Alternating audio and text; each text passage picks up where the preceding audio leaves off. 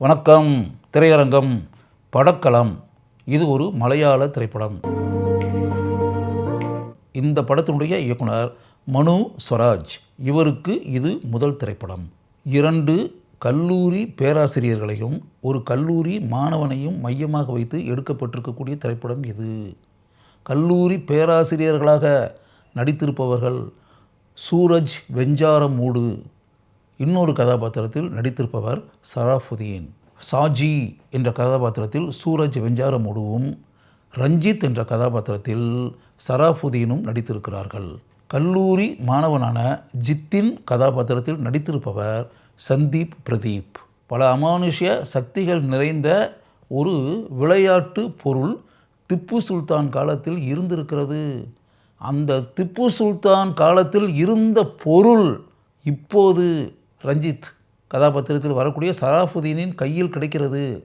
தன் கையில் கிடைத்த அந்த பொருளை ஒரு இடத்தில் மறைத்து வைத்து கொண்டு அதன் மூலம் அவர் எப்படிப்பட்ட யாரும் நினைத்து பார்க்க முடியாத செயல்களை எல்லாம் செய்கிறார் தன்னுடைய சுய வளர்ச்சிக்காக அப்படின்றத அந்த படத்தினுடைய மைய கரு.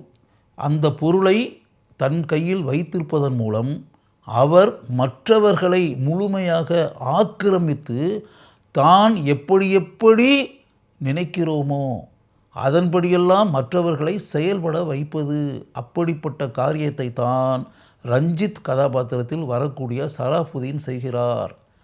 அப்படிப்பட்ட குள்ளநெறி எண்ணத்துடன் இருக்கக்கூடிய அவர் தனக்கு போட்டியாக இருக்கக்கூடிய இன்னொரு பேராசிரியரான ஷாஜி கதாபாத்திரத்தில் வரக்கூடிய சூரஜ் வெஞ்சாரமூடுவை எந்த அளவிற்கு ஆட்டி படைக்கிறார்.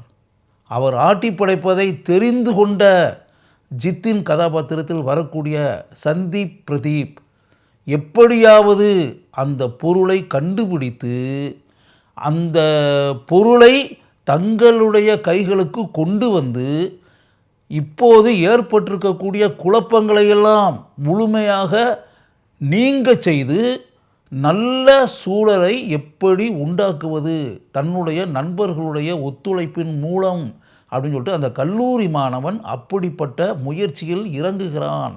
அந்த பொருளை ஒரு இடத்துல எடுத்துடுறான்.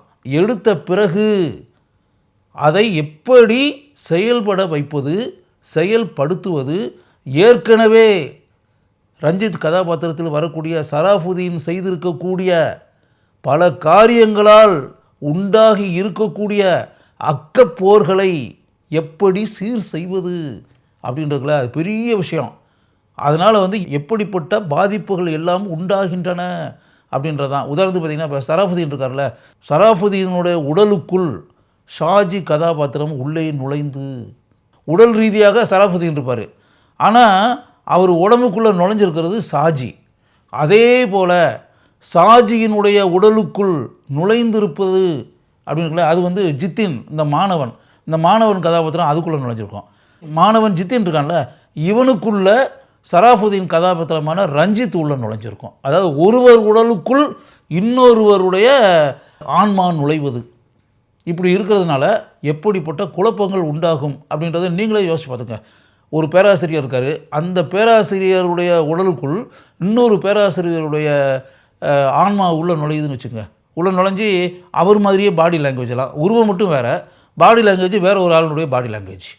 அதேமாரி இந்த பையன் இருக்கான், கல்லூரி மாணவன் ஜித்தின் இருக்கான், அவன் காலேஜ் ஸ்டூடெண்ட்டு. ஆனால் அவனுடைய பிஹேவியர் ஃபுல்லாக பார்த்தா அந்த பேராசிரியரான ரஞ்சித் இருக்கார்ல சராஃபுதீன், அந்த சராஃபுதீன் எப்படி நடப்பாரோ எப்படி பேசுவாரோ அதை இவன் பண்ணிக்கிட்டு இருப்பான். அப்போ எப்படிப்பட்ட குழப்பங்கள் உண்டாகும். இப்போ ரஞ்சித் கதாபாத்திரத்தில் வரக்கூடிய சராஃபுதீன் ஷாஜி கதாபாத்திரத்தில் வரக்கூடிய சூரஜ் வெஞ்சாரமூடுடைய மனைவியை பார்த்துட்டு இவர் போய் அந்த மனைவியை போய் கட்டி பிடிச்சிருவார். அவள் பலரும் ஒரு இருக்கிடுவா அந்த ஆளை அப்படின்னு. இப்படிலாம் படத்தில் வரும் கலகலப்பான காட்சிகள்லாம், காமெடி கலந்த காட்சிகள்லாம் படம் ஃபுல்லாக இருக்குது. மொத்தத்தில் பார்த்திங்கன்னா படம் ஃபுல்லாகவே கலகலப்பாக இருக்கும். லாஜிக்கெல்லாம் பார்க்கக்கூடாது.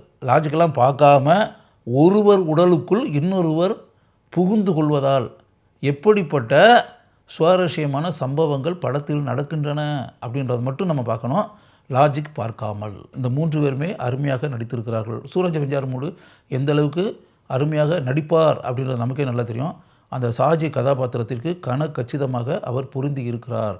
ஷராஃபுதீன் சமீப காலமாக தான் நடிக்கக்கூடிய அனைத்து திரைப்படங்களிலும் தன்னுடைய திறமையை முழுமையாக வெளிப்படுத்தி மக்களை கவர்ந்து கொண்டு இருக்கிறார். இந்த திரைப்படத்திலும் ரஞ்சித் அப்படின்ற அந்த கல்லூரி பேராசிரியர் கதாபாத்திரத்திற்கு மிக அருமையாக தன்னுடைய நடிப்பு திறமையின் மூலம் சிறப்பு சேர்த்திருக்கிறார் அவர் என்பதே உண்மை.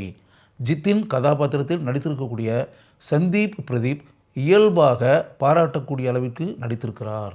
ஜித்தினின் தோழியாக வரக்கூடிய ஜீவிகா கதாபாத்திரத்தில் நடித்திருக்கக்கூடிய நிரஞ்சனா அனூப் அருமையாக நடித்திருக்கிறார்.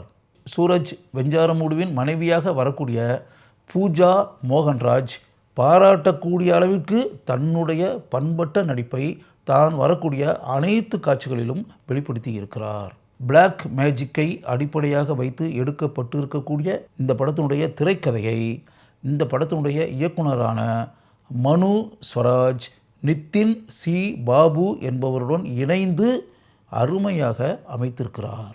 1989ஆம் ஆண்டு திரைக்கு வந்து மிகப்பெரிய வெற்றியை பெற்ற ராம்ஜி ராவ் ஸ்பீக்கிங் என்ற மலையாள திரைப்படத்தில் இடம்பெற்ற களிக்களம் இது களிக்களம் என்ற புகழ்பெற்ற பாடலை பொருத்தமான இடத்தில் இந்த திரைப்படத்தில் இடம்பெற செய்திருக்கிறார்கள்.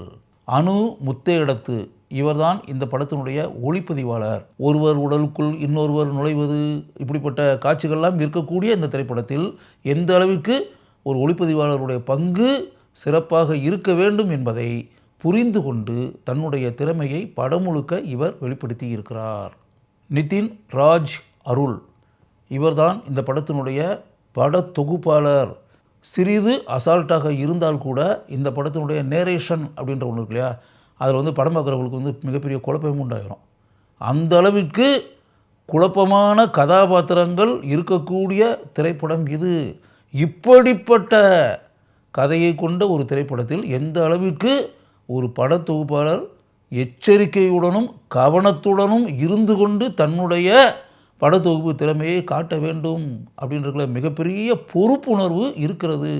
அந்த பொறுப்புணர்வை நன்கு உணர்ந்து கொண்டு இந்த படத்தினுடைய எடிட்டர் இந்த படத்தில் பணிபுரிந்திருக்கிறார். ராஜேஷ் முருகேசன் இவர்தான் இந்த படத்தினுடைய இசையமைப்பாளர்.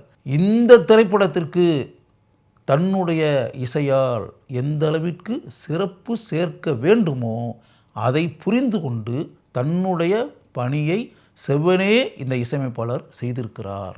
லாஜிக்கே பார்க்காம ஒரு கலகலப்பான திரைப்படத்தை பார்க்கணும் அப்படின்ற மாதிரி நினைக்கக்கூடியவர்கள் படக்களம்னா என்ன, படைக்களம், இந்த திரைப்படத்தை ஒரு முறை நீங்கள் பார்க்கலாம்.